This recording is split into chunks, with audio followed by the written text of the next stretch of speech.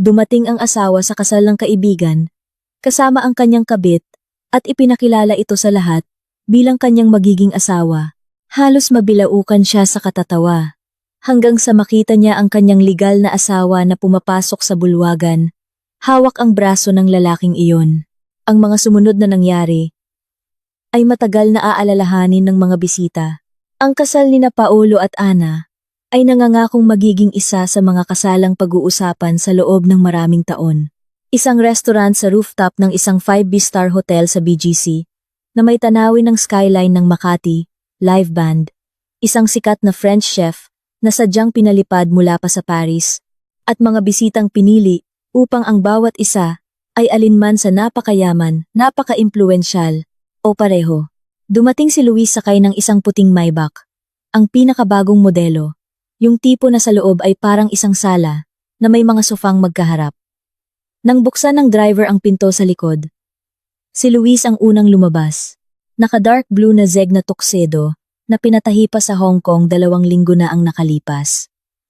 Puting-puti na damit, mga cufflinks na may itim na diamante, at isang Patek Philippe na relo na mas mahal pa sa kinikita ng karamihan sa mga bisita sa loob ng 3 taon. Nakangiti siya na parabang siya na ang panalo sa gabing iyon. Sa tabi niya, hawak ang kanyang siko.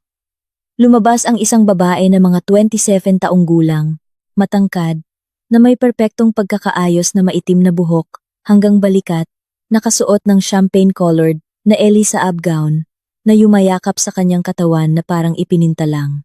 Sa kanyang leeg, isang manipis na platinum choker na may isang malaking brilyante, regalo sa kanya ni Luis noong isang araw lang sa Singapore. Ang pangalan niya ay Bianca. Sa loob ng huling 6 na buwan, sa kanilang mga social circle, iyon ang tawag sa kanya, si Bianca, ni Luis. Naglakad sila sa red carpet sa ilalim ng mga flash ng professional photographer na kinuha ni Paolo. Hindi man lang nagpanggap si Luis na mag-isa siyang dumating, o si Bianca ay isang kakilala lang. Mayabang niyang inakbayan ito sa bewang, hinila palapit sa kanya, at hinalikan sa sentido, sa harap mismo ng lente. Ngumiti ka, mahal. Sabi niya ng malakas para marinig ng mga nasa paligid. Tayo ang bida ngayong gabi. Ngumiti si Bianca, nang may kumpiyansa. Bahagyang tamad. Tulad ng isang taong sanay. Nang tinitingnan, sa banquet hall, sinalubong sila na parang mga rockstar. Si Paolo, ang groom, na medyo nakainom na, ay agad na yumakap kay Luis, na parang hindi sila nagkita mula high school. Dumating ka pa rin pala. Akala ko magiging abala ka't di ka sisipot. Paano ko naman papalampasin ang sirko mo? Tinapik siya ni Luis sa likod. Ipakikilala kita, si Bianca, ang magiging asawa ko. Natigilan si Paolo ng 1 segundo. Pagkatapos ay tumawa ng napakalakas. Loko ka talaga? Nasaan si Teresa? Nagkibit balikat si Luis na parang napakawalang kwentang bagay lang, na para bang nakalimutang payong ang pinag-uusapan. Si Teresa? Nasa bahay siguro. Nanonood ng K-drama. O umiiyak sa unan. Sino bang nakakaalam? Ilang tao sa paligid ang tumawa. Nerbyoso. Pero tumawa pa rin. May umubo. May lumingon sa waiter, na may dalang champagne. Kumuha si Luis ng 2 baso. Iniabot ang isa kay Bianca. At nag-toast sa harap ng lahat. Para sa atin. Sabi niya ng malakas. Para sa mga hindi takot mabuhay. Ayon sa kanilang gusto. Sumagot si Bianca sa mahinang boses. Halos parang pusa. Para sa atin, mahal. Uminom sila. Inilibot ni Luis ang tingin sa hall. Naghahanap ng mga kilalang mukha at nakahanap nga. Halos lahat ay alam na. Halos lahat ay nagbubulungan na sa mga nakalipas na buwan. Iniwan na ni Luis si Teresa. Pero hindi pa opisyal na hiwalay. Dahil sa mga ari-arian. Dahil sa mga anak. Dahil hindi pa raw panahon. Pero ngayong gabi, nagpasya siyang panahon na. Dinala niya si Bianca sa pagitan ng mga mesa. Ipinakikilala sa lahat na parabang dala na nito ang kanyang apelyido. Ito si Bianca, ang magiging asawa ko. Bianca, si Mr. Chua ito. Kasama ko pa siya noong 90s. Na nagpapalago ng negosyo. Bianca, ito si Aling Marites. Siya ang reyna ng mga tsismosa sa Forbes Park. Kaya lahat ng sasabihin mo, bukas kalat na. Ngumingiti ang mga tao. May bumabati. May umiiwas ng tingin. May kumukuha ng video sa telepono. Patago. Pero nakikita ito ni Luis. At lalo lang siyang napapangiti. Sa table number 6, nakaupo ang isang grupo kung saan may ilang kaibigan nila ni Teresa. Isa sa mga babae, si Cynthia, dating kaklase ni Teresa, ay hindi nakatiis. Luis, seryoso ka ba? Dito pa talaga, sa kasal? Humarap si Luis sa kanya ng buong katawan, hindi binibitawan si Bianca. Ano naman ang masama? Kaibigan ko si Paulo. Dumating ako para batiin siya. At para ipakita na rin na tuloy ang buhay. Kung gusto ni Teresa, pwede rin siyang pumunta. Nag-iwan pa nga ako ng upuan para sa kanya. Doon, sa may bintana, pinakapangit na pwesto. Para sa mga ex, isang halakhakan ang umalingaw-ngaw sa mesa. Hindi na nerbiyoso, kundi mapanlait. Sumasang-ayon. Ipinatong ni Bianca ang kanyang ulo sa balikat ni Luis at mahinang tumawa sa kanyang tainga. Ang sama mo naman ngayon, bulong niya. Hindi ako masama, sagot niya ng mahina rin, pero sapat na malakas para marinig ng mga nasa paligid. Tapat lang ako. Nagsimulang tumugtog ang orkestra ng isang magaan, mala-Pranses na himig. Nagsimulang magsayaw ang mga bisita. Inilabas ni Luis si Bianca sa gitna ng hall. Sumayaw sila ng mabagal, mayabang na maganda. Parang isang pares na nag-ensayo nito sa harap ng salamin. May ibinubulong siya sa tainga nito. Tumingala ito at tumawa ng malakas, may kumpiyansa. Sa isang punto, nahuli ni Luis ang tingin ni Paulo. Nakatayo ito sa bar, na may hawak na baso ng whiskey, at nakatingin sa kanya na may kakaibang ekspresyon. Pinaghalong inggit, paghanga, at kaunting takot. Kinindatan siya ni Luis, na parang sinasabing, tingnan mo, ganito dapat, lahat ay naaayon sa kanyang plano. Siya ang sentro ng gabi. Siya ang nagdidikta ng mga patakaran. Siya ang lalaking kinuha, at isinulat muli ang kanyang buhay, nang hindi humihingi ng pahintulot, at walang sinuman, ang nangahas na tumutol sa kanya. Ipinapakita ng orasan na 8:30 na ng gabi. Wala pang isang oras bago magbago ang lahat. Pagsapit ng 9:00, ang hall ay humihinga na ng kakaibang init. Medyo lasing, na mararanasan lang sa magagandang kasalan pagkatapos ng ikatlong toast. Naghahatid ang mga waiter ng mga dessert. Maliliit na tore ng macarons na kulay fuchsia at ginto. Mga tartlet na may truffle cream. Mga baso na may kumikinang at asul na inumin. Sa dance floor, umiikot ang mga pares. May mga nagtatanggal na ng kanilang mga coat. May mga sumasayaw na nakayapak. Sina Paolo at Ana, namumula at masaya, ay umiikot sa gitna. Nagagalak sa gabing idinisenyo para sa kanila. Sina Luis at Bianca ay nakaupo sa pinakamagandang mesa. Malapit sa entablado, katabi ng mga bagong kasal. Sumandal siya sa likod ng upuan. Inilagay ang kamay upang ang mga daliri ay nakapatong sa hubad na balikat nito. Si Bianca ay nakaupo, bahagyang nakasandal, at humihit-hit ng isang manipis na electronic cigarette na may mahabang itim na mouthpiece na ginagaya ang mga lumang sigarilyo ng mga babae sa mga black and white na pelikula. Ang usok, magaan, na may bahagyang amoy ng vanilla at prutas, ay umaakyat ng tamad sa mga perpektong bilog na dahan-dahang nawawala sa ilalim ng kisame, kung saan libu-libong maliliit na ilaw ang nakasabit na ginagaya ang isang mabituing kalangitan. Inilalabas niya ang usok ng dahan-dahan, may kasiyahan, bahagyang naniningkit ang mga mata, at bawat pagbuga ay tila bahagi ng kanyang imahe. Isang malamig, may kumpiyansa, bahagyang hiwalay na kagandahan na alam na pinapanood siya at nagagalak dito. Tingnan mo, kung paano sila magsumikap, mahinang sabi ni Luis.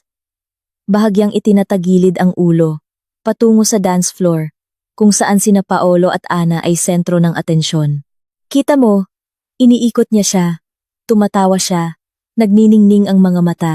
Pagkatapos ng 2 taon, 3 kong mamalasin, magrereklamo na siya tuwing gabi. Nakulang ang atensyon niya, na laging wala sa trabaho, na nakalimutan na ang birthday niya. At siya naman, uupo sa kusina na may beer, at bubulong-bulong na hindi siya naiintindihan. Na puro reklamo lang sa bahay at walang pasasalamat. Klasiko. Ang walang hanggang klasiko ng lahat ng masayang mag-asawa. Ang boses niya ay mababa, bahagyang nanunuya, pero may bakas ng kasiyahan. Kasiyahan ng isang taong sigurado na siya mismo ay mas mataas sa lahat ng rutinang ito, sa mga karaniwang bitag na ito. Ngumisi si Bianca sa gilid ng kanyang labi, tamad, halos mapanghamak. Nagbuga siya ng isa pang bilog ng usok na dahan-dahang lumutang sa pagitan nila. Tayo? Tanong niya ng mahina. Ngunit may bahagyang hamon sa boses. Inililingon ang ulo sa kanya upang magkalapit ang kanilang mga mukha. Tayo rin ba? Pagkatapos ng 3 taon, magrereklaman na sa isa't isa, tiningnan siya ni Luis ng diretso sa mata. Matagal, may kumpiyansa, na may parehong mapanlinlang ng ngiti, na laging nagpapabilis ng tibok ng kanyang puso. Iba tayo. Sagot niya ng mahinahon, halos solemne. Hindi man lang tayo magpapanggap na ito'y panghabang buhay. Walang mga panata habang buhay. Walang mga ilusyon hanggang kamatayan. Magkasama lang tayo hanggat pareho tayong masaya. Hanggat may spark. Tapat. Walang daya. Walang mga pink na sentimiento. Tapat. Ang huling salita ay binigkas niya ng may diin. Na para bang naglalagay ng tuldok sa isang panloob na debate. Hindi sumagot si Bianca sa salita. Sa halip, dahan-dahan siyang yumuko sa kanya, upang makita ng lahat ng kalapit na mesa ang bawat galaw, at hinalikan siya. Mabagal, malalim, sa harap ng lahat, ang kanyang mga labi ay malambot, bahagyang malamig mula sa champagne, na may kaunting lasa ng vanilla na usok. Ang halik ay tumagal, sapat na para ang ilang tao sa mga kalapit na mesa ay lumingon sa hiya, habang ang karamihan ay nakatitig ng lantaran. Hindi itinatago ang kanilang kuryosidad. Mayroon pa ngang naglabas ng telepono at nagsimulang mag-video. Halos walang pakundangan. Napansin ito ni Luis. Ngunit sa halip na umiwas o mahiya, lalo pa niyang hinigpitan ang yakap sa kanya. Ang kaliwang kamay sa bewang. Ang kanan ay bahagyang itinagilid ang ulo nito. Pinalalalim ang halik. Nang sa wakas ay naghiwalay sila, lumingon siya sa hall at sinabi ng malakas. May hamon, para marinig ng mas maraming tao. Hayaan silang mag-video. Hayaan nilang makita ng lahat bukas. Hindi ako nagtatago, hindi ako nahihiya. Nabubuhay ako ayon sa gusto ko. At hayaan ang buong siyudad na ito na malaman. Sa sandaling iyon, lumapit sa kanilang mesa si Rico. Isa sa mga nakakakilala kay Luis mula pa noong panahon ng kanyang unang malaking negosyo, noong unang bahagi ng 2000s. Si Rico ay lasing na, pero tuwid pa ring tumayo. Luis? Seryoso ka? Tanong niya, tumatango kay Bianca. Ganito, kalantaran, itinaas ni Luis ang kanyang baso. Bakit hindi, Rico? Ang pagtatago ng kabit sa mga sulok-sulok ay para sa mga talunan. Matanda na ako. Alam ni Teresa kung sino ang pinakasalan niya. Alam niya, at nanahimik. Ibig sabihin, ayos lang sa kanya. Ngayon? Hindi na. Pwes, umalis siya. Bukas ang pinto, umiling si Rico, pero may paghanga sa kanyang mga mata. Prinsipyado ka talaga. Tapat ako, pagtatama ni Luis. May pagkakaiba iyon. Mahinang tumawa si Bianca, pero sapat na para marinig sa dalawang mesa ang layo, at romantiko pa siya. Dagdag niya. Isang romantiko lang na may pagkamatapang. Nag-toast ulit sila. Naramdaman ni Luis ang isang kaaya-ayang pakiramdam ng kapangyarihan na kumakalat sa loob niya. Hindi lang siya isang bisita dito. Siya ang nagbabago ng mga patakaran ng laro sa gitna ng laban. At walang makakapigil sa kanya. Sa sandaling iyon, inihayag ng MC ang isang paligsahan para sa pinakamagaling na sayaw ng mga bisita.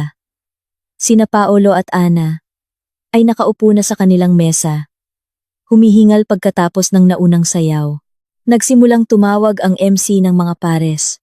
At ngayon, tawagin natin ang ating pinakamakinang na mga bisita, Luis at Bianca. Tama po ba? Pakiusap. Sa dance floor, nag-ingay ang hall. May pumalakpak.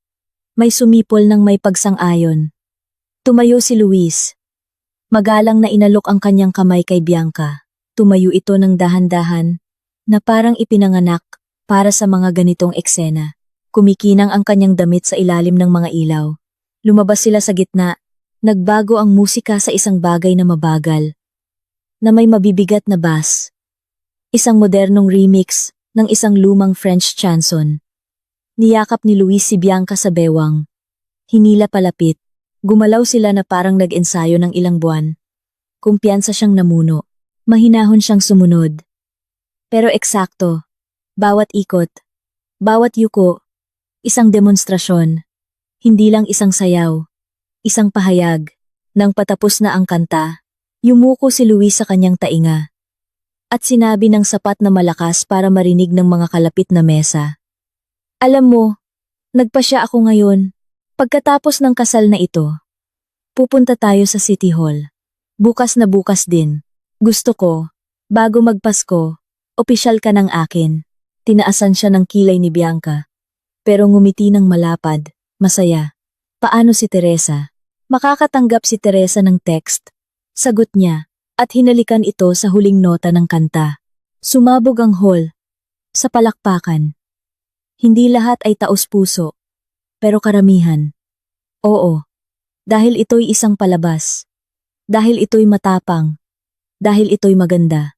Bumalik sila sa kanilang mesa. Lumapit si Paolo. Niyakap si Luis.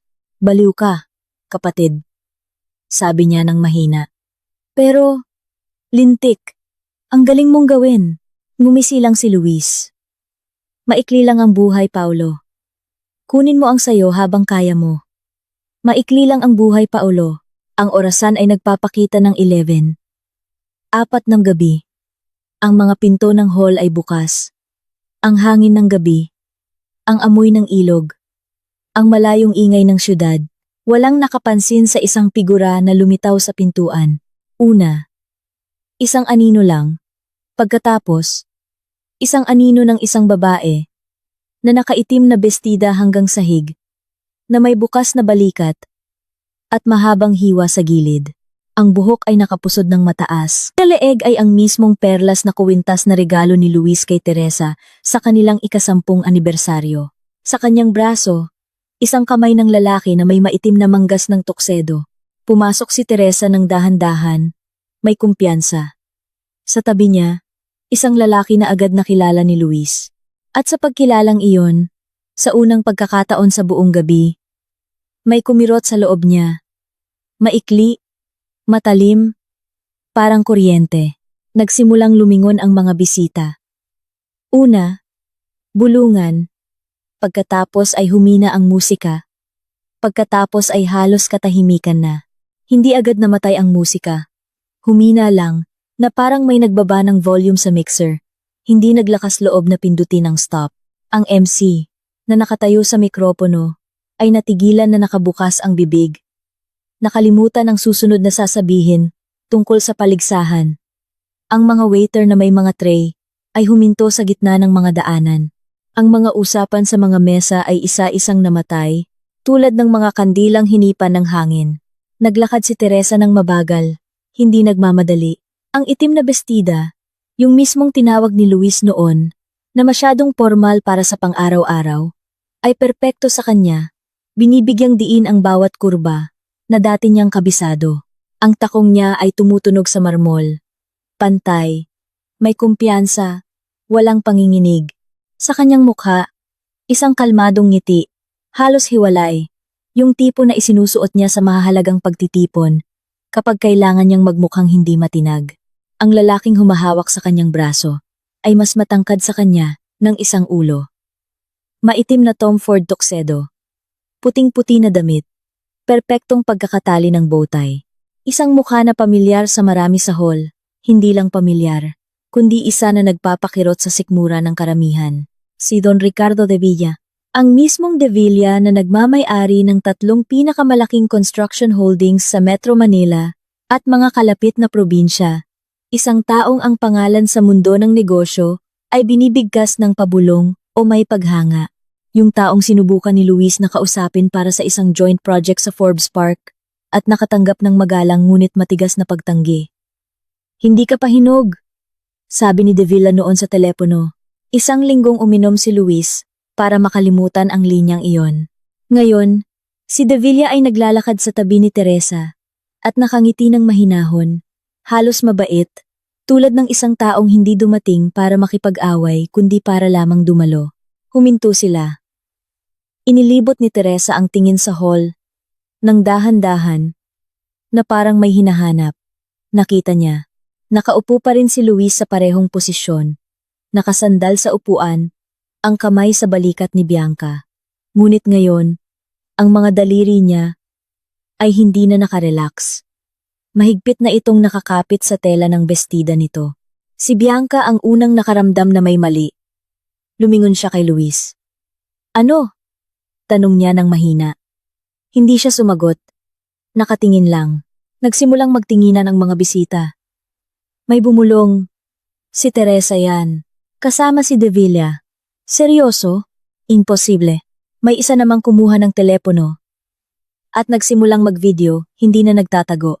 Si Paulo, na nakaupo sa pangunahing mesa, ay ibinaba ang kanyang baso nang biglaan na tumilapon ang alak sa mantel. Hinawakan siya ni Ana sa kamay. Pero tumayo na siya. Teresa, simula niya. Pero pumiyok ang boses. Hindi siya sinagot ni Teresa. Gumawa pa siya ng ilang hakbang pasulong. Kasama niya si De Villa. Hindi binibitawan ang kanyang kamay. Pero walang ipinapakitang labis. Sinasamahan lang siya, na parang ito ang pinakanatural na bagay sa mundo. Huminto sila mga 10 metro mula sa mesa ni na Luis at Bianca.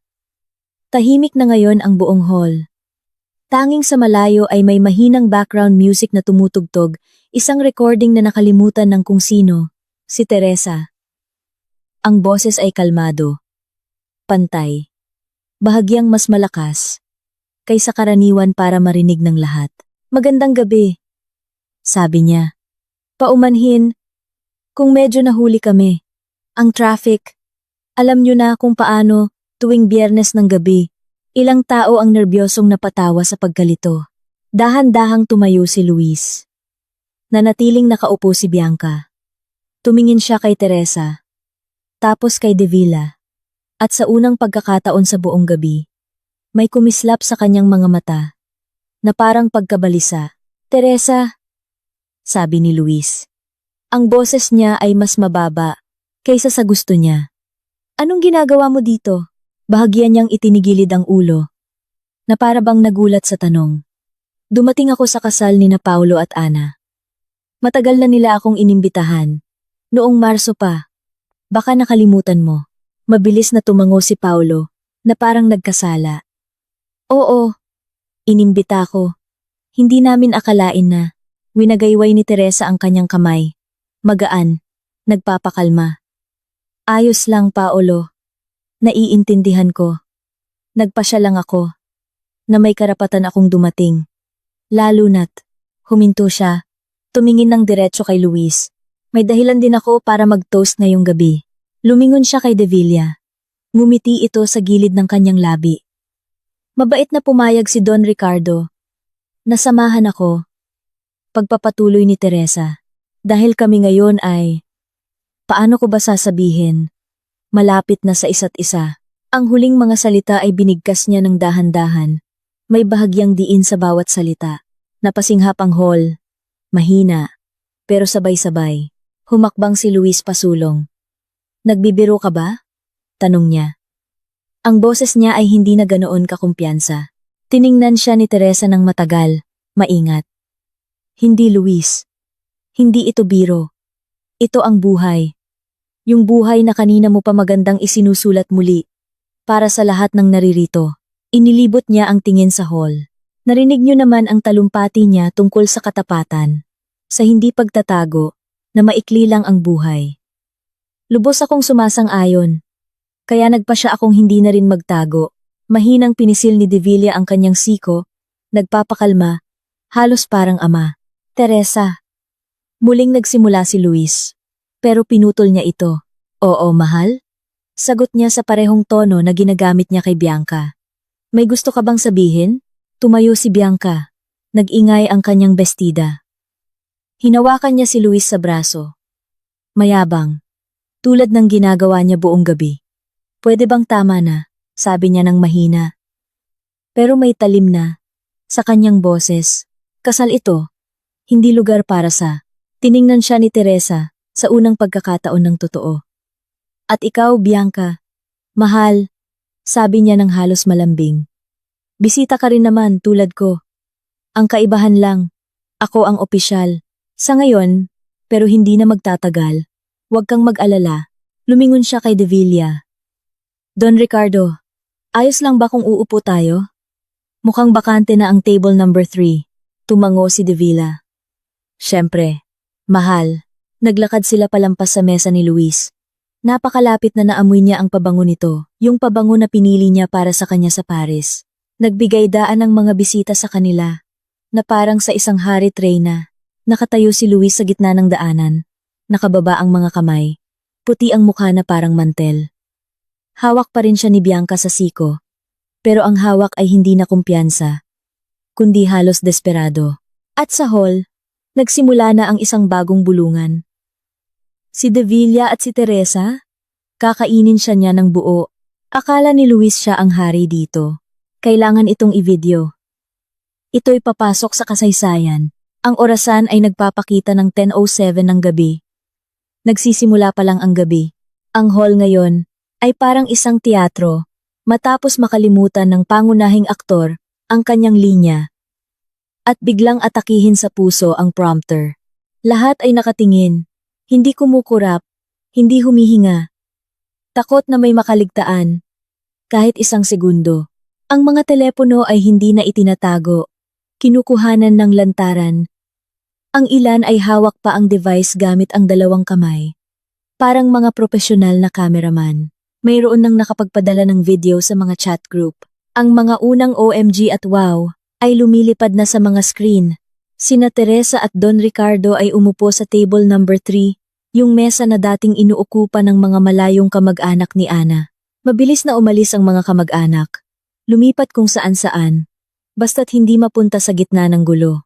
Isang waiter, isang binatang mga 20 taong gulang, ay lumipad dala ang 2 baso ng champagne ng napakabilis, na para bang nakasalalay dito ang kanyang buhay. Pinasalamatan siya ni Teresa ng isang ngiti, yung ngiti na dating nagpatunaw sa mga business partners ni Luis. Nakatayo pa rin si Luis sa daanan. Ang mga paa ay parang nakadikit sa sahig. Hinila siya ni Bianca sa manggas. Halika na, umupo na tayo, bulong niya. Huwag kang tumayo diyan na parang poste. Lumingon siya sa kanya nang bigla. Halos galit. Umupo ka, sabi niya ng mahina. Pero sapat na para mapaatras ito. Ako nang bahala. Gumawa siya ng ilang hakbang pabalik sa kanilang mesa. Umupo, kinuha ang baso. Ininom ng isang lagok, nagsalin pa. Bahagyang nanginginig na ang kanyang mga kamay. Bagamat sinusubukan niyang itago ito.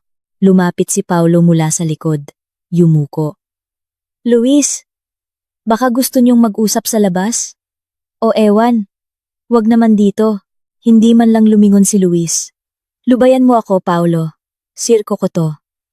Ako na rin ang magsasara nito. Bumuntong hininga si Paulo at lumayo. Si Ana ay nakatingin sa lahat ng ito, na may malalaking mata. Nakatakip ang mga palad sa bibig. Sa table number 3, itinaas ni Teresa ang kanyang baso. Itinaas din ni Devilla ang sa kanya. Nag-toast sila. Tahimik, halos pribado, para sa isang bagong simula. Sabi niya ng malakas, para marinig ng mga kalapit na mesa. Para sa kanila, sagot ni Devilla sa isang mababang, malambing na boses na marami sa hall, ay naririnig lamang sa malalaking kumperensya o sa balita. Uminom sila. Pagkatapos, ay ibinaba ni Teresa ang kanyang baso. at tumingin ng diretso kay Luis, sa kabila ng buong hall, sa kabila ng 10-10 ulo, at balikat. Luis. Mahal. Tawag niya sa parehong malambing na tono na ginagamit niya kay Bianca buong gabi. Hindi mo ba gustong lumapit? Bumati ng maayos. Hindi naman tayo iba sa isa't isa. Nagpigil ng hininga ang hall, na narinig ang pagpatak ng condensation mula sa isang baso patungo sa mantel. Dahan-dahang tumayo si Luis. Sinubukan siyang pigilan ni Bianca sa kamay. Tinabig niya ang mga daliri nito. Naglakad siya patungo sa table number 3. Hindi mabilis. Hindi mabagal. Tulad ng isang taong papunta sa bitayan. Pero sinusubukang magmukhang siya ang nag-utos nito. Huminto siya 2 hakbang mula sa kanila. Hi, Teresa, sabi niya. Paos ang boses. Tumango si De Villa, nang magalang, walang bahid ng panunuya. Magandang gabi, Luis. Ngumiti si Teresa. Mainit, halos magiliw. Ang ganda ng dating mo ngayon. Bravo. Buong gabi kong pinakinggan ang mga toast mo. Sa pamamagitan ng, sabihin na nating, mga kaibigan, nakaka-inspire. Lalo na yung tungkol sa katapatan. Nagtiimbagang si Luis. Sinadya mo ba ang araw na to? At ikaw? Sinadya mo rin ba ang araw na to? Ganti niya ng mahinahon. Nagkasabay lang tayo. Tulad ng dati, ipinatong ni De Villa ang kanyang kamay sa likod ng upuan ni Teresa. Hindi yumayakap. Nagpapahiwatig lang ng presensya. Luis? Sabi niya ng mahina, pero sapat para marinig ng lahat sa paligid. Lagi kong nirerespeto ang pagiging prangka mo, kaya sasabihin ko ng tapat. Si Teresa ay nasa ilalim na ng aking proteksyon. Sa pinakamalawak na kahulugan, kung mayroon kang anumang reklamo pinansyal, legal, emosyonal idirekta mo sa akin sa pamamagitan ng mga abogado. Pero hindi dito. Hindi ngayon. Sinabi ito nang walang pagbabanta. Isang simpleng pahayag ng katotohanan na para bang pinag-uusapan ang panahon o ang palitan ng dolyar. Binuksan ni Luis ang kanyang bibig. Isinara. Binuksan ulit. Seryoso ka? Bahagyang tinaas ni De Villa ang isang kilay. Ganap na seryoso. Tumayo si Teresa. Lumapit ng husto kay Luis. Napakalapit na naramdaman niya ang init ng kanyang balat. Alam mo, sabi niya ng mahina. Para sa kanya lang.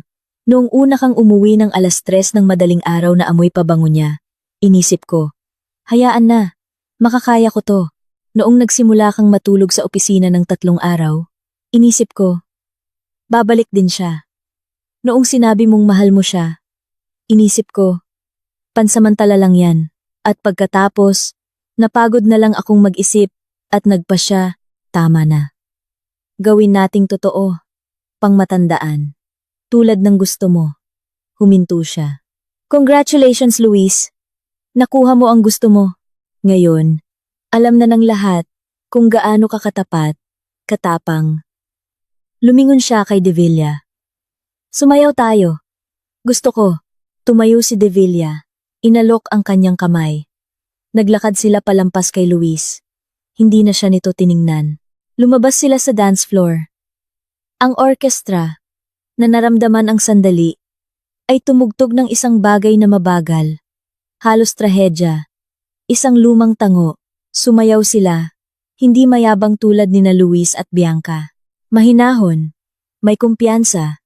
Tulad ng mga taong hindi na kailangang patunayan ang anuman kaninuman. Nakatayo si Luis sa gitna ng hall, mag-isa. Lumapit si Bianca mula sa likod. Niyakap siya sa bewang. Uwi na tayo. Bulong niya. Tinulak niya ang mga kamay nito. Hindi. Pinanood niya kung paano ipinatong ni Teresa ang ulo sa balikat ni De Villa. Kung paano may sinasabi ito sa kanyang tainga. Kung paano siya ngumingiti ng totoo, magaan. At sa sandaling iyon, naintindihan ni Luis. Hindi lang ito pagtataksil. Hindi lang ito paghihiganti. Ito ang katapusan ng kanyang bersyon ng kuwentong ito. Ang mga bisita ay hindi na nagbubulungan. Nagsasalita na sila ng malakas. May tumatawa ng nerbyoso. May nagvi-video. May nagchat-chat. Hindi niyo paniniwalaan ang nangyayari sa kasal ni Paolo. Ang orasan ay nagpapakita ng 10:52 ng gabi. Matapos sumayaw ng tango sina Teresa at De Villa, hindi agad bumalik sa normal na ritmo ang hall. Ang mga musikero ay lumipat sa isang bagay na neutral, light jazz, para punan ang katahimikan. Pero walang nagmamadaling lumabas sa dance floor. Ang mga tao ay nakaupo. Nag-uusap ng pabulong. Sumusulyap mula sa isang mesa patungo sa isa pa. Na parang dalawang kampo bago ang isang labanan na nangyari na. Pero wala pang nagdedeklara ng panalo. Bumalik si Luis sa kanyang mesa. Si Bianca ay nakaupo na may tuwid na likod, pero ang mga daliri ay nerbyosong pinapaikot ang tangkay ng baso. Pabalik-balik. Pabalik-balik. Nang umupo siya, yumuko ito sa kanya. Anong gagawin natin ngayon? Tanong niya ng mahina. Aalis na ba tayo? Umiling siya. Bigla. Hinding-hindi. Kasal ito ng kaibigan ko. Gabi ko to. Hindi ako aalis ng una. Tiningnan siya ni Bianca ng matagal. Sa tingin niya, hindi na paghanga ang naroon, kundi ibang bagay. Pagod. Marahil ay kaunting takot. Hindi na ito ang gabi mo, Luis. Hindi siya sumagot. Nagsalin lang ulit ng whiskey. Hindi na nanginginig ang mga kamay niya. Ngayon ay mekanikal na ang galaw. Tulad ng isang taong sinusubukang kontrolin, kahit man lang ang sariling katawan. Sa table number 3, sina Teresa at De Villa ay kumikilos na parang walang espesyal na nangyari. Nag-uusap sila ng mahina, mahinahon, may ikinukwento siya, nakikinig ito. Paminsan-minsan ay hinahawakan ang kanyang kamay ng isang magaang pagdampi ng mga daliri. Hindi ito isang palabas. Ito ay simple, buhay. Isang ordinaryo, matatag, at kumpiyansang buhay ng dalawang taong hindi na kailangang patunayan ang anuman. Sa isang punto, lumapit sa kanilang mesa si Ana, ang bride. Hindi na siya kasing ningning ng simula ng gabi, pero sinusubukan niyang maging matatag. Teresa, simula niya ng mahina. Ako, hindi ko talaga inakala na magiging ganito. Kami ni Paolo, pareho namin kayong mahal. At kayo po, Don Ricardo. Natigilan siya. Hindi alam kung paano tumawag. Masaya kami na nandito kayo. Ngumiti si Teresa ng totoo. Ana, huwag kang humingi ng paumanhin. Hindi kasalanan ng kasal nyo. Nagkataon lang ang mga petsa at panlasa. Tumango si Ana. Pero basa ang kanyang mga mata. Pwede ba kitang isayaw? Biglang tanong niya. Tulad ng dati. Naaalala mo? Sa engagement party namin ni Paolo, tiningnan ni Teresa si De Villa. Tumango ito ng may bahagyang ngiti. Sige, sabi niya. Uupo muna ako at manonood. Hinawakan ni Ana si Teresa sa kamay. Lumabas sila sa dance floor. Tumugtog ang orkestra ng isang bagay na magaan. Halos pambata, yung kantang sinayaw nila noon tatlo. Kasama ang isa pa nilang kaibigan. Sa isang party noong kolehiyo. Ngayon, dalawa na lang sila. Umiikot sila ng mabagal. Magkayakap na parang magkapatid. May ibinubulong si Ana sa tainga ni Teresa. Tumango si Teresa. Hinahaplos ang kanyang likod. Pinanood sila ng mga bisita. Marami ang may init sa puso. May ilan pang ang ngumiti sa unang pagkakataon sa huling kalahating oras. Nang totoo, pinanood din sila ni Luis. At sa sandaling iyon, may tuluyang nasira sa loob niya. Tumayo siya, lumapit sa bar, umorder ng double whiskey, ininom, tapos, isa pa, tahimik na nagsali ng bartender ng pangatlo. Sumunod si Bianca. Luis, tama na, sabi niya sa wakas. At sa kanyang boses, wala na yung malambing na pag-aalala na naririnig buong gabi.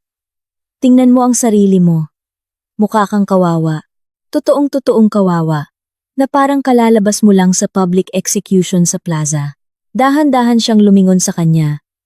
Ang mga mata niya ay pula, hindi dahil sa luha, kundi sa tensyon, sa ininom, sa kumukulo sa loob niya, na walang mapaglabasan. Namamaga ang mga talukap, malaki ang mga balintataw, at sa tinging iyon, sa unang pagkakataon sa buong gabi, Nakita ni Bianca hindi ang kumpiyansang lalaking minahal niya, kundi ibang tao na lilito. Nasasaktan, halos wasak. Kawawa? Ulit niya ng mahina. Dapat siya ang mukhang kawawa. Siya ang iniwang asawa. Pinabayaan. Walang nangangailangan. Hindi ako. Ako. Tama naman ang ginawa ko. Naging tapat ako. Ipinakita ko sa lahat kung paano mabuhay. Dahan-dahang umiling si Bianca. Halos hindi mahahalata ang galaw. Pero laman nito ang lahat. Pagod. Pagkadismaya. At isang kakaibang awa. Halos parang ina. Hindi siya mukhang iniwan, Luis. Sagot niya ng mahinahon. Pero bawat salita ay bumagsak ng mabigat, tulad ng bato sa tubig. Mukha siyang panalo, kalmado, kumpiyansa, tulad ng isang taong sa wakas, ay nanalo sa isang laro, kung saan hindi mo man lang napansin na matagal na siyang naglalaro ayon sa sarili niyang mga patakaran. At ikaw, iniisip mo pa ring sayo. Sinuntok ni Luis ang makintab na ibabaw ng bar. Hindi malakas, para hindi mabasag ang mga baso. Pero sapat para ang ilang taong nakaupo sa malapit ay magulat at lumingon. Ang tunog ay mapurol, pero malinaw, tulad ng isang putok sa katahimikan. Wala siyang kwenta. Halos isigaw niya. Wala siyang kwenta. Hanggang sa hinugot ko siya, mula sa boring na buhay na iyon. Lahat ng meron siya ngayon, kondo sa Rockwell, kotse, mga damit, koneksyon, reputasyon, kahit yung lintik na perlas na kuwintas sa leeg niya. Lahat yan pera ko, koneksyon ko, apelido ko. Ako ang gumawa sa kanya. Ako pumiyok ang boses niya sa huling salita. Naging mataas. Basag. Halos pambabae. Narinig niya ito mismo. At agad na tumahimik, nagtiimbagang, na gumagalaw ang mga panga, sa ilalim ng balat. Tiningnan siya ni Bianca ng matagal. Hindi iniiwas ang tingin. Sa kanyang tingin, walang paghuhusga o pagtatagumpay, tanging isang malamig na kalinawan. At ngayon, nasa kanya si De Villa, si Don Ricardo de Villa, isang taong 100 beses na mas mayaman kaysa sayo, sa pinakamagagandang taon mo.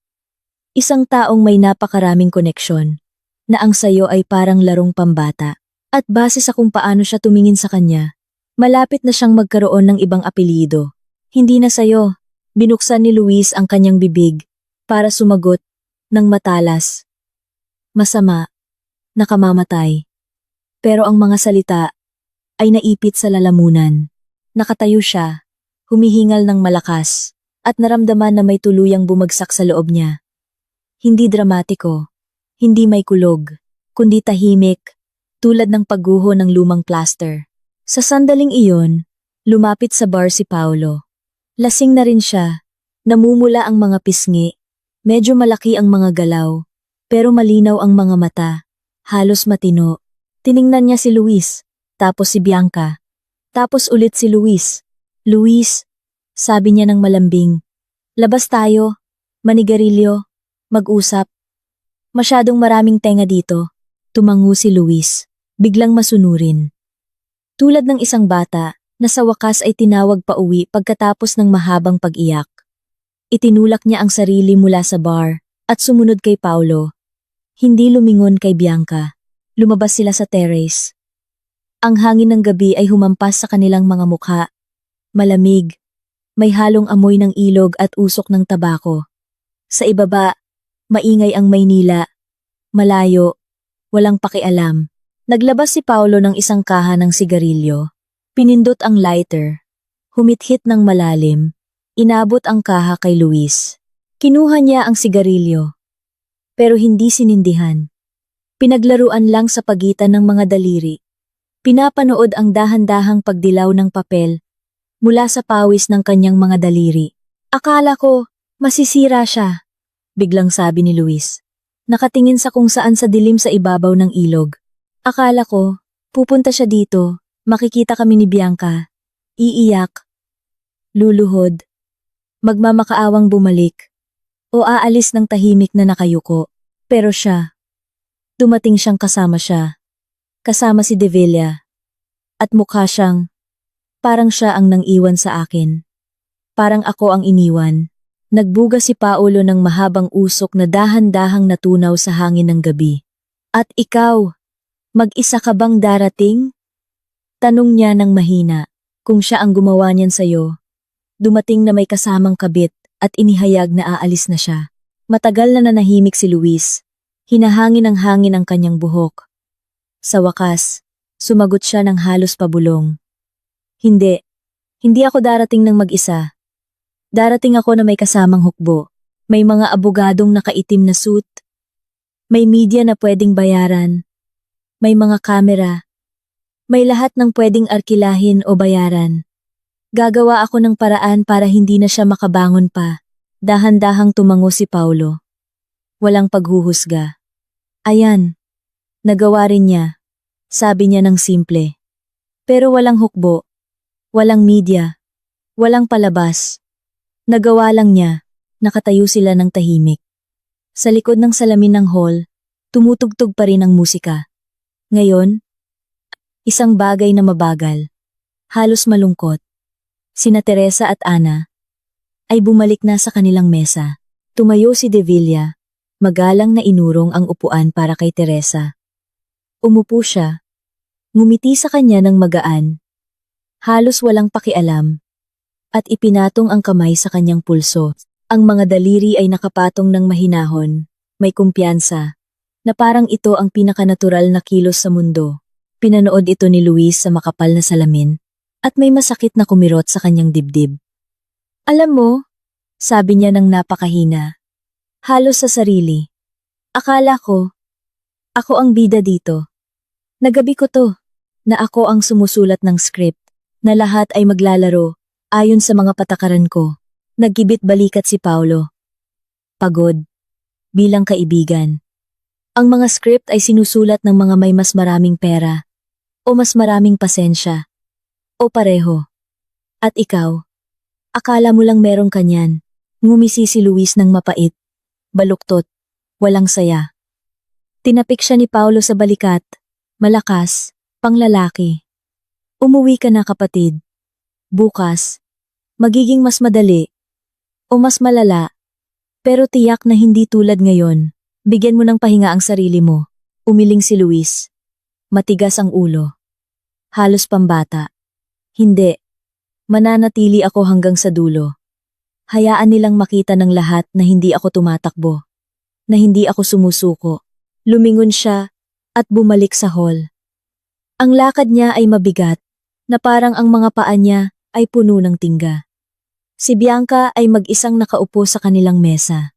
Telepono sa kamay. Tensyonado ang mukha. Nakakuyom ang mga labi. Nang lumapit siya, tinaas niya ang mga mata. Sa mga ito, may halong pagkabalisa at pagod. Kalat na sa mga chat group, sabi niya ng mahina. Halos walang tono. Kinukuhanan tayo ng stories. Sila rin. Nagpapasahan sila ng mga video. Ang tindi ng mga komento. Bukas, nasa lahat na ito. Lahat, Luis. Umupo siya sa tabi niya. Dahan-dahan. Mabigat. Kinuha ang kanyang kamay. Malamig. Bahagyang nanginginig. Pinisil ang mga daliri ng mahigpit. Halos masakit. Hayaan mo. Sabi niya ng paos. Hayaan mo silang manood. Hayaan mo silang pag-usapan. Hayaan mo silang tandaan. Mananatili pa rin ako. Hanggang sa dulo. Pero ang boses niya ay hindi na pareho. Walang katiyakan. Hindi nagwawagi. Ang orasan ay nagpapakita ng halos hating gabi. Ang gabi ay naging isang kuwento na ikukwento pa sa loob ng maraming taon, na may iba't ibang tono. Pero laging may parehong wakas. Natalo si Luis. Hindi dahil nanalo si Teresa, kundi dahil isiniksik niya ang sarili sa isang sulok. At hindi napansin na lumabas lang siya sa ibang pinto. Ang kasal ay matagal nang hindi nakasal sa karaniwang kahulugan. Ito ay isang dula na may hindi inaasahang kwento, kung saan nakalimutan ng mga aktor ang kanilang mga papel at ang direktor ay matagal nang umuwi. Ang mga bisita ay nahati sa 3 kampo. Yung mga aktibong kumukuha ng video at nagpapadala sa mga chat. Yung mga nagpapanggap na walang nangyayari, at masigasig na kumakain ng dessert, at yung mga nakaupo lang na nakabukas ang bibig, at naghihintay ng susunod na mangyayari. Nakaupo si Luis sa kanyang mesa, nakatitig sa walang laman na baso. Si Bianca ay hindi na sumusubok na aliwin siya. Nakaupo lang siya sa tabi niya. Magkasalikop ang mga braso, at nakatingin sa kung saan. Ang mukha niya ay tensyonado. Nakakuyom ang mga labi. Naiintindihan niya. Kung aalis siya ngayon, magmumukha itong pagtakas. Kung mananatili siya, kailangan niyang panoorin kung paano tuluyang magiging personal na bangungot niya ang gabi. Ang MC, kawawa, ay sinusubukang iligtas ang sitwasyon. Lumabas siya sa entablado na may mikropono. Ngumiti ng masyadong malapad at inihayag. At ngayon, mga minamahal na kaibigan, ang pinakamatamis na sandali ng gabi, ang cake. Inilabas ng mga waiter ang isang malaking, 5 palapag na cake. Puting-puti, na may mga gintong dahon, at totoong mga rosas. Tumayo sina Paulo at Ana, magkahawak kamay, lumapit sa cake sa ilalim ng palakpakan. Ngunit ang palakpakan ay mahina, kalat. Lahat ay hindi naghihintay ng cake. Kinuha ni Paulo ang kutsilyo. Ipinatong ni Ana ang kanyang kamay sa ibabaw ng kanya. Hiniwa nila ang unang piraso. Dahan-dahan, na parang natatakot na mabali ang talim. Pagkatapos ay kinuha ni Paulo ang isang piraso. Idinampi sa labi ni Ana. Ngumiti ito ng pilit, pero masigasig. Medyo lumakas ang palakpak ng mga bisita. At doon, tumayo si Teresa. Hindi siya nagmamadali. Lumapit siya sa mga bagong kasal. Inilagay ang baso sa isang maliit na serving table sa tabi ng cake. Maingat, para hindi masagi ang mga asukal na rosas. Pagkatapos, ay lumingon siya kay Ana. Niyakap niya ito ng mahigpit. Parang ina. Idiniin sa kanya na parang gustong ipasa sa yakap na iyon ang lahat ng hindi niya nasabi sa mga nakaraang buwan. Isubsob ni Ana ang mukha sa kanyang balikat. At bahagyang nanginig ang mga balikat ng bride.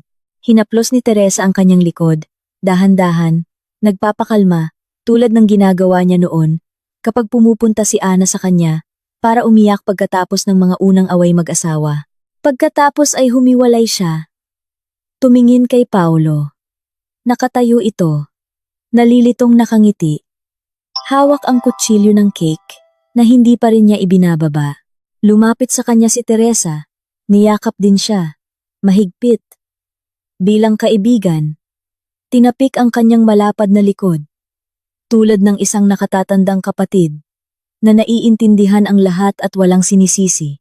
Guys, simula niya ng malakas, pero walang drama, walang pag-arte.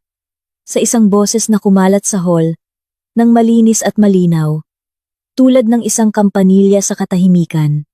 Mahal na mahal ko kayo. Alam niyo yan pareho, matagal na, at alam kong hindi niyo ginusto na maging ganito ang araw na ito. Walang sino man sa atin ang may gusto nito. Pero dahil nangyari na, gusto kong magbigay ng toast, hindi para sa akin, hindi para sa kung sino man sa amin, na may kasamang iba, kundi para sa inyo, para sa inyong dalawa. Huminto siya, maikli, pero ramdam. Lahat ay nakikinig. Maging ang hininga ng hall ay naging mas tahimik. Nawa ay hindi niyo ulitin ang ginawa namin ni Luis. Nawa ay lagi niyong sabihin sa isa't isa ang katotohanan, agad-agad kahit na masakit. Nawa ay hindi kayo mag-ipon ng sama ng loob sa loob ng maraming taon. Hindi ito itago sa ilalim ng alpombra. Hindi hintayin na maging isang bomba. Nawa ay kung may magtatapos, at nangyayari iyon minsan ito, ay magtatapos ng makatao. Walang mga dramatikong pag-alis, walang mga pampublikong kahihiyan, walang pagtatangkang wasaki ng isa para lang maramdaman mong mas malakas ka. Tapat lang. Pangmatandaan. May respeto. Itinaas niya ang kanyang baso. Dahan-dahan, solemne. Ang mga bisita, halos lahat, ay kinuha ang kanilang mga baso. May mga nag-aalinlangan. May mga mabilis. Maging ang mga panig kay Luis buong gabi, maging ang mga tumawa sa kanyang mga biro at sumang-ayon sa kanyang mga salita, ay itinaas ang kanilang mga baso. Maging si Bianca, automatiko, hindi nag-iisip, Sumunod sa agos, ay itinaas ang sa kanya. Bagamat bahagyang nanginginig ang kanyang mga daliri. Para kina Paulo at Ana, sabi ni Teresa ng malinaw at matatag, para sa pag-ibig na hindi takot maging boring, ordinaryo, matagal, para sa pag-ibig kung saan walang lugar para sa mga laro ng pagkasuperior, ng kahihiyan, ng pagpapatunay, para hindi nyo kailanman laruin ang mga larong iyon. Para sa inyo, para sa inyong tunay, at tahimik na buhay, na magkasama, sumagot ang hall. Una, hindi sabay-sabay. Pagkatapos ay lalong lumakas. Para kina Paolo at Ana, uminom sila. Hinalikan ni Teresa ang bride sa pisngi. Pagkatapos ang groom. Pagkatapos ay lumingon siya at bumalik sa kanyang mesa. Hindi lumilingon. Pinanood siya ni Luis. Hindi inaalis ang tingin. May mabigat at masakit na bukol sa kanyang lalamunan. Gusto niyang tumayo. Gusto niyang sumigaw ng isang bagay na matalas. Malakas. Nakamamatay kahit ano. Para lang maibalik ang kontrol sa gabing iyon. Sa silid na iyon. Sa babaeng iyon. Pero walang lumalabas na salita. Lalong sumisikip ang kanyang lalamunan. Sa halip na sigaw, naramdaman niya ang paghapdi ng kanyang mga mata. Mainit. Kumurap siya ng mabilis. Ilang beses, sinusubukang alisin ang pakiramdam. Si Bianca, na nakaupo sa tabi niya, ay agad itong napansin. Yumuko siya palapit, ipinatong ang kamay sa kanyang braso. Luis, simula niya ng mahina, halos pabulong. May pagkabalisa sa boses. Manahimik ka, putol niya ng bigla, pero pabulong din. Sa manahimik ka na iyon, naroon ang lahat. Galit, hiya, at desperasyon. Si De Villa, na buong panahong nakaupo ng tahimik, pinapanood ang mga pangyayari na may hindi mababasang ekspresyon, ay dahan-dahang tumayo. Hindi siya nagmamadali. Walang ginagawang mapanganib na kilos. Tumayo lang. Inayos ang manggas ng kanyang damit at naglakad patungo sa mesa ni Luis. Huminto siya 2 hakbang ang layo. Sapat na malapit para magsalita ng hindi nagtataas ng boses, pero sapat na malayo para hindi manghimasok sa personal na espasyo. Luis? Sabi niya ng mahinahon. Sa isang mababa, pantay na boses, kung saan walang galit o pagtatagumpay, tanging isang business-like na paggalang. Hindi ko gusto ang mga pampublikong away, lalo na sa kasal ng iba, lalo na kung pamilya at mga anak ang pinag-uusapan. Kaya iminumungkahi kong tapusin na natin ang gabing ito, nang walang karagdagang eksena. Bukas, 10:00 ng umaga, sa opisina ko. Ang mga abogado ko, ang mga abogado mo. Uupo tayo. Pag-uusapan lahat ng maayos. Ari-arian, mga anak, sustento, lahat ng naaayon sa batas at sa konsensya. Walang emosyon, walang kamera, walang ganito. Inilibot niya ang kamay sa hall. Dahan-dahan, walang diin, pero ang kilos na iyon ay naintindihan ng lahat. Walang ganitong sirko na ginawa mo. Tinaas ni Luis ang kanyang mga mata. Wala na doon ang mayabang at halos bastos na kumpiyansa, nataglay niya ilang oras na ang nakalipas. Tanging pagod at isang bagay na parang takot ang natira. Paano kung hindi ako pumunta? Tanong niya ng mahina. Bahagyang ngumiti si De Villa sa gilid ng kanyang labi. Walang bahid ng galit. Tulad lang ng isang taong sanay na may bigat ang kanyang mga salita. Kung ganoon, pupunta ang mga tao ko sa bahay mo at maghihintay kung gaano katagal kailangan. 1 araw, 2, 1 linggo, hanggang sa handa ka ng makipag-usap. Tumango siya ng maikli, magalang, halos pang negosyo, at lumingon. Bumalik siya sa kanyang mesa. Sinalubong siya ni Teresa ng isang magaang ngiti. Hinawakan ang kanyang kamay. Sa paghawak na iyon, mayroong napakalaking kalmadong kumpiyansa na may tuluyang kumirot sa loob ni Luis. Nakaupo si Luis nang hindi gumagalaw. Ang mga kamay ay nakapatong sa mesa. Magkasalikop ang mga daliri. Ang MC, na naramdamang tapos na ang mabigat na sandali, ay kumapit sa mikropono, na parang salbabida. At ngayon, sayawan hanggang umaga, mga kaibigan. Lahat po sa dance floor. Magsaya tayo. Pero walang nagmamadali. Lumakas ang musika, naging masigla, pero nanatiling walang tao ang dance floor. Sa halip, nagsimulang lumapit ang mga tao kay Teresa.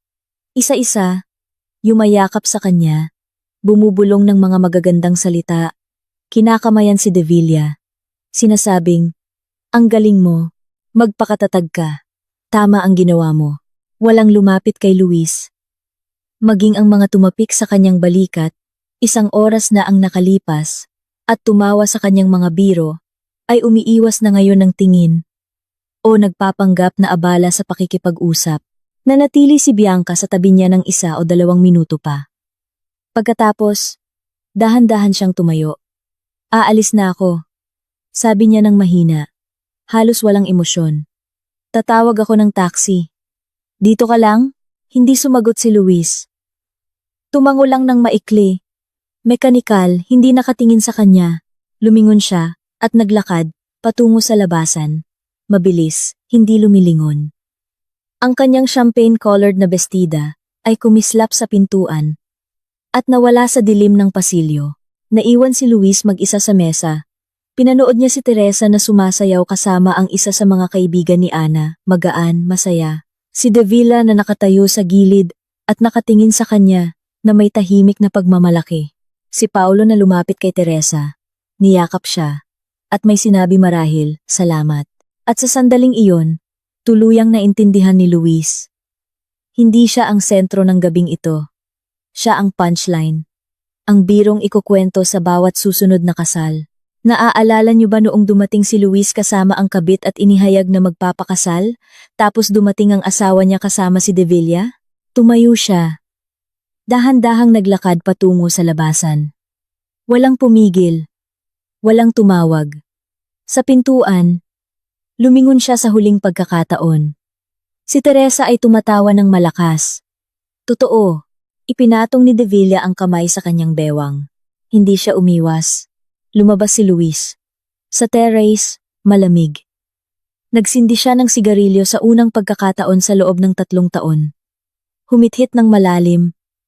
Nagbuga ng puting usok sa kalangitan ng gabi. Ang orasan ay nagpapakita ng 2:15 ng madaling araw. Tapos na ang gabi. Ang umaga pagkatapos ng kasal na iyon, ay dumating na kulay abo at mabigat. Tulad ng hangover ng buong siyudad. Maingay na sa mga chat group. Mga screenshot, stories, maiikling video, na may nanginginig na camera, mga caption. Anong klasing sirko to? Opisyal nang patay si Luis bilang hari. Mayroon pang nakagawa ng isang video montage na may dramatikong musika. Ang pagpasok ni Luis kasama si Bianca, ang kanyang mga toast. Pagkatapos, ang pagdating ni Teresa kasama si Devilla. Ang huling eksena. Si Luis mag-isa sa pintuan. Ang caption, noong naglaro kang alpha male, pero na-outplay ka ng tunay na matanda. Sa loob ng isang gabi, umabot sa mahigit 100,000 views ang video sa mga pribadong chat group ng alta sosyedad. Kinaumagahan, kumalat na ito sa mga pampublikong page. Nagising si Luis sa kanyang kondo sa Rockwell bandang 10:30. Umuugong ang ulo niya. Lasang kahapong whiskey at sigarilyo ang bibig niya. Nakahiga siya, nakatingin sa kisame, sinusubukang alalahanin kung paano siya nakauwi. Naaalala lang niya na pinakiusapan niya ang taxi driver. Nalakasan ang musika para hindi marinig ang sariling hininga. Ang telepono ay nasa bedside table. Kumikislap sa mga notification. Kinuha niya ito ng nanginginig na kamay. 47 missed calls mula sa iba't ibang tao. Mga mensahe mula kay Bianca. 3. Nasaan ka? Nasa bahay na ako. Kailangan nating mag-usap. Luis, sumagot ka. Pagkatapos, mula kay Paolo. Kapatid, buhay ka pa ba? Tawag ka kapag hindi ka nalasing. Ang lala ng sitwasyon. Pero kami ni Ana. Para sa'yo kami. Mula sa ilang kaibigan, maiikli, nakikiramay. Pero may halong kuryosidad. Kumusta ka? Kapit lang. Kung kailangan mo ng kausap, text ka lang. At isa mula sa kanyang abogado. Mr. Luis, pinapasabi po ni Don Ricardo Devilla Dahil hindi po natuloy ang meeting ng 10 ng umaga, hinihintay po namin kayo ngayon ng 2 ng hapon. Parehong address. Walang pagkaantala. Ibinagsak niya ang telepono sa sahig. Tumama ito ng nakadapa. Tumayo siya. Pumunta sa banyo. Tumingin sa salamin. Namamaga ang mukha. Pula ang mga mata. May balbas. Binuksan niya ang gripo. Nagsaboy ng tubig sa mukha. Malamig na tubig ang dumampi sa kanyang balat. Pero hindi nito nilinaw ang kanyang isip. Bumalik siya sa kwarto. Sa isang silya, nakalatag ang bestida ni Bianca kagabi. Hindi na niya ito kinuha. Dinampot niya ito. Inilapit sa mukha. Amoy pabango pa rin nito. Matamis. Nakakasulasok. Ibinagsak niya ulit ang bestida. Umupo sa kama. Binuksan ang TV para lang may ingay. Balita. Panahon. Commercial. Pagkatapos, showbiz news. Isang host na may perpektong ngiti. At ang kasal kahapon ng kilalang negosyanteng si Paulo ay matagal na maaalala ng mga taga-Maynila. Ayon sa mga nakasaksi, ang gabi ay naging isang tunay na reality show na pinagbidahan ng kilalang developer na si Luis N. at ng kanyang dating asawang si Teresa N. na sinamahan ng walang iba kundi si Don Ricardo de Villa. Pinatay ni Luis ang TV. Nakaupo siya ng mga 40 minuto, nakatingin lang sa pader. Pagkatapos ay tumayo, pumunta sa walk-in closet, pinili ang pinakapormal niyang suit dark gray, zegna, puting damit, itim na kurbata, mga cufflinks na walang brilyante. Simple lang, nagbihis siya ng dahan-dahan. Parang papunta sa isang libing. Bandang 1:30, nasa kotse na siya. Ang driver, yung parehong naghatid sa kanya sa kasal, ay tahimik buong biyahe. Minsan lang nagtanong, "Saan po tayo?" "Sir Luis?" Kay De Villa. "Alam mo ang address?" Tumango ang driver. Ang opisina ni De Villa ay nasa isang business center sa Ayala Avenue. Salamin, bakal, lahat kumikinang, na parang ang gusali mismo ang nagsasabing, dito pinagpapasyahan ang mga kapalaran. Bumaba si Luis sa kotse. Inayos ang kurbata. Sumakay ng elevator papuntang 23rd floor. Isang sekretarya. Isang batang babae na may perpektong makeup. Ang sumalubong sa kanya ng isang ngiti. "Sir Luis, hinihintay po kayo." "Dito po." Naglakad siya sa pasilyo. Bahagyang nakabukas ang pinto ng opisina ni De Villa. Sa loob, si Teresa. Nakaupo siya sa isang silya sa harap ng isang malaking mesa. Nakasuot ng formal na suit na kulay kape. Nakatali ang buhok sa isang mababang ponytail. Sa tabi niya, isang abogado na may mamahaling suit. Si De Villa ay nakatayo sa may bintana. Nakatalikod sa pinto. Nang pumasok si Luis, lumingon si De Villa. "Magandang hapon, Luis. Maupo ka." Umupo si Luis sa tapat ni Teresa. Tiningnan siya nito ng mahinahon. Walang galit. Walang pagtatagumpay. Kalmado lang. "Magsimula na tayo?" tanong ni De Villa. Binuksan ng mga abogado ang kanilang mga folder. Mga numero, mga petsa, mga punto, mga kondo, mga kotse, mga bank account, mga share sa negosyo, mga anak saan nag-aaral, kanino mananatili, schedule ng mga pagbisita, sustento, isang compensation para sa moral damages. Hindi ito hiningi ni Teresa. Pero iginiit ng abogado ni De Villa na isama ang punto. Tahimik na nakinig si Luis, pumirma kung saan itinuturo. Nang dumating sa hatian ng ari-arian, tinaas niya ang tingin kay Teresa. "Talaga bang gusto mo ang lahat ng ito?" tanong niya ng mahina. Tiningnan siya nito ng matagal. "Hindi. Ang gusto ko ay manatili ka. Na manatili tayong isang pamilya. Pero iba ang pinili mo." "Sumang-ayon lang ako sa pinili mo." Ibinaba niya ang tingin.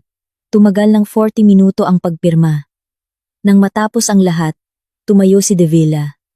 "Ang mga dokumento ay nasa email mo na mamayang gabi. Bukas, sa korte, lahat malinis, walang pampublikong iskandalo, maliban na lang kung ikaw mismo ang magpasya ng iba." Tumango si Luis. Si Teresa ang huling tumayo. Lumapit sa kanya. Luis! Sabi niya ng mahina. Hindi kita kinamumuhian. Totoo. Hindi na lang kita mahal. At hindi na rin naaawa. Iniabot niya ang kanyang kamay. Hindi para halikan. Kinamayan niya ito. Malamig. Tuyo. Pagkatapos ay lumabas na siya. Naiwan si De Villa. Isa pang payo. Sabi niya ng mahina. Huwag mong subukang gumanti. Hindi sa korte. Hindi sa media. Hindi sa pamamagitan ng mga kakilala. Magmumukha kang kawawa. At ayaw mo namang magmukhang kawawa, hindi ba? Nanahimik si Luis. Umuwi ka na, Luis. Magpahinga ka. Mahaba ang buhay. Lumabas siya sa opisina. Pababa ang elevator. Sa labas, umaambon. Binuksan ng driver ang pinto. Pauwi na po? Pauwi na. Gumulong ang sasakyan. Kinagabihan, binuksan niya ang telepono. Mensahe mula kay Bianca. Aalis ako ng 1 linggo, pupunta sa nanay ko sa Cebu. Huwag kang tumawag. Kailangan kong mag-isip, hindi siya sumagot. Pagkatapos ay binuksan niya ang isa sa mga chat group. Yung maingay kahapon.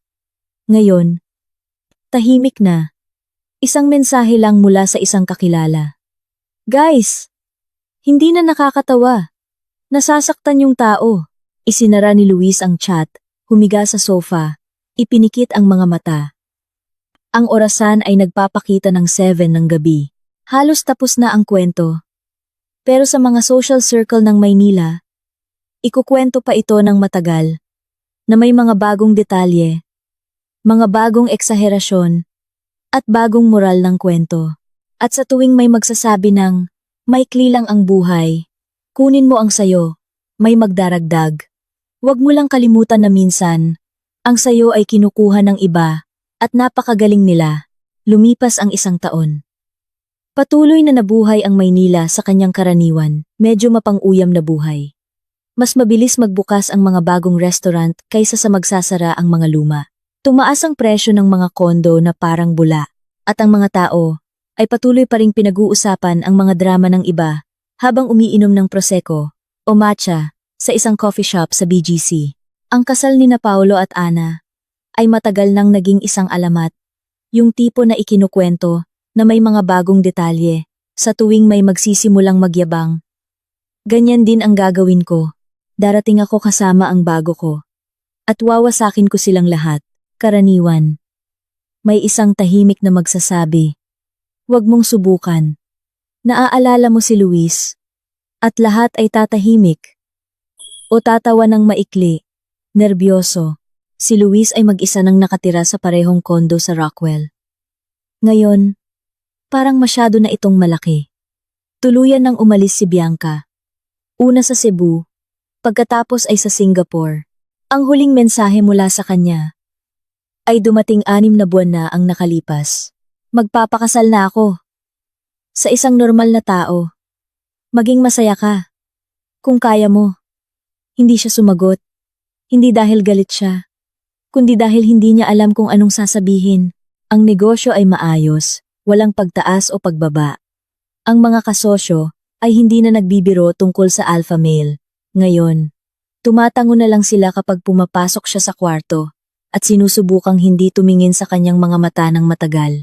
Napapansin niya ito, pero wala siyang sinasabi. Para saan pa? Lahat ay nasabi na noong gabing iyon. Halos hindi na siya umiinom. Halos hindi na naninigarilyo.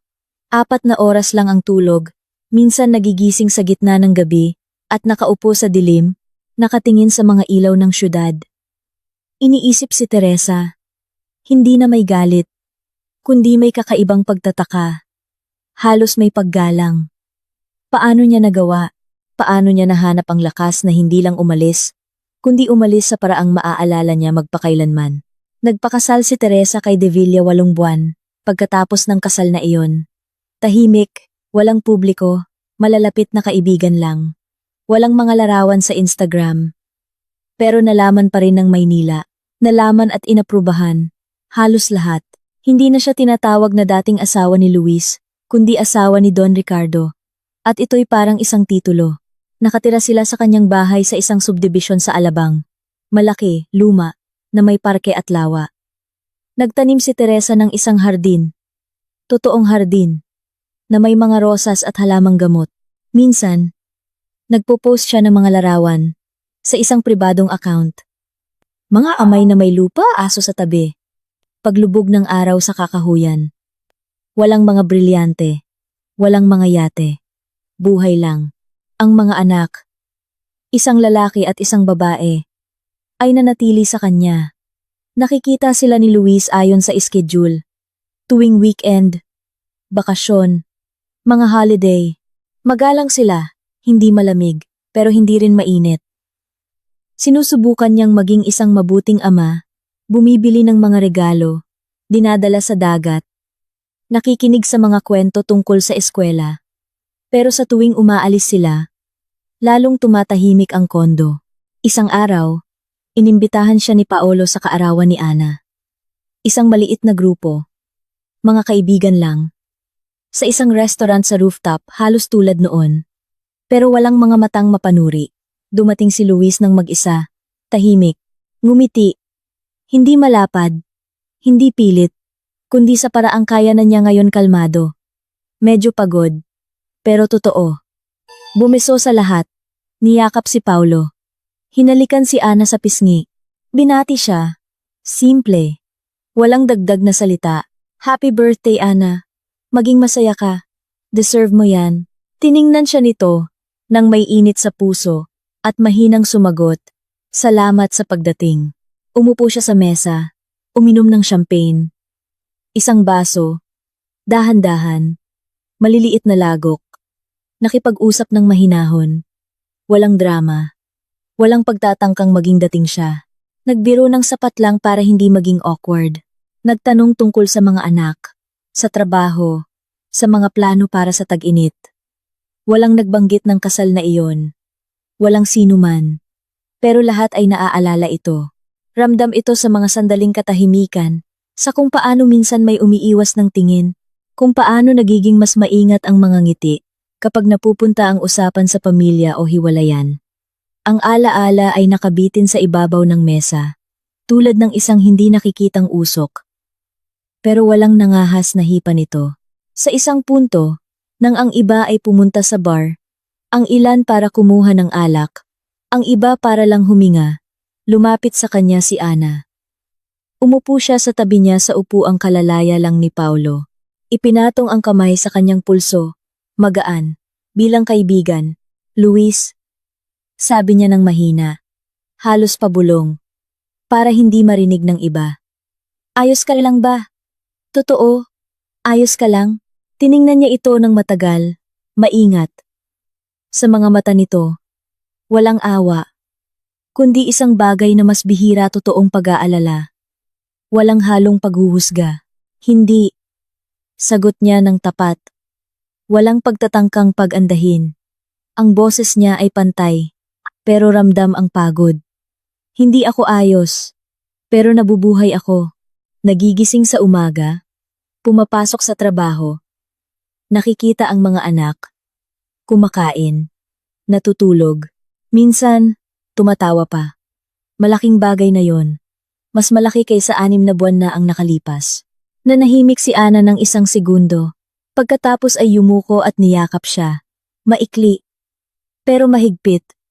Bilang kaibigan, tulad ng pagyakap sa mga taong matagal nang kilala at mahal pa rin. Ano man ang mangyari. Kami ni Paulo, lagi kaming nasa panig mo. Bulong niya sa kanyang balikat. Alam mo yan. Lagi. Ano man ang mangyari, para sa amin, hindi kayong Luis sa kasal na yon. Ikaw lang si Luis. Ang aming Luis. Dahan-dahang tumango siya. Naramdaman na naman ang bukol sa kanyang lalamunan. Pero ngayon, hindi na dahil sa galit o hiya, kundi dahil sa isang bagay na mainit. Matagal nang nakalimutan. Alam ko. Sagot niya ng mahina. Salamat. Totoo. Pagkatapos ay lumabas siya sa terrace. Nagsindi ng sigarilyo. Tumingin sa syudad, sa ilog, sa mga ilaw. Sa kanyang bulsa, nag-vibrate ang telepono. Mensahe mula kay Teresa, ang una sa taong ito. Tinanong ng mga bata kung darating ka sa kanilang spring break sa Palawan. Sinabi ko, ikaw ang magpapasya. Kung oo, nabili na ang mga tiket para sa inyong tatlo. Hindi tutol si Ricardo. Bihira naman siyang tumutol sa anumang bagay kung hindi ito makakasama sa pamilya. Binasa ni Luis. Binasa ulit. Ngumiti sa unang pagkakataon. Sa mahabang panahon. Nang totoo. Sumagot, darating ako. Salamat. Iipinadala. Pagkatapos ay tinapos ang sigarilyo. Itinapon ang upos sa basurahan. Bumalik sa hall. Itinaas ni Paulo ang kanyang baso. Para sa atin. Para sa mga naiwan. Nag-toast ang lahat. Itinaas din ni Luis ang kanyang baso. Para sa mga naiwan. Ulit niya ng mahina. At uminom. Sa sandaling iyon, naintindihan niya na tapos na talaga ang kwento. Hindi sa isang panalo. Hindi sa isang pagkatalo. Ang buhay ay nagpapatuloy. Minsan, kasama ang mga taong sinaktan mo. Minsan, wala ang mga taong minahal mo, pero laging nagpapatuloy. At marahil, iyon na ang pinakatapat na wakas. Dumating ang asawa sa kasal ng kaibigan, kasama ang kanyang kabit, at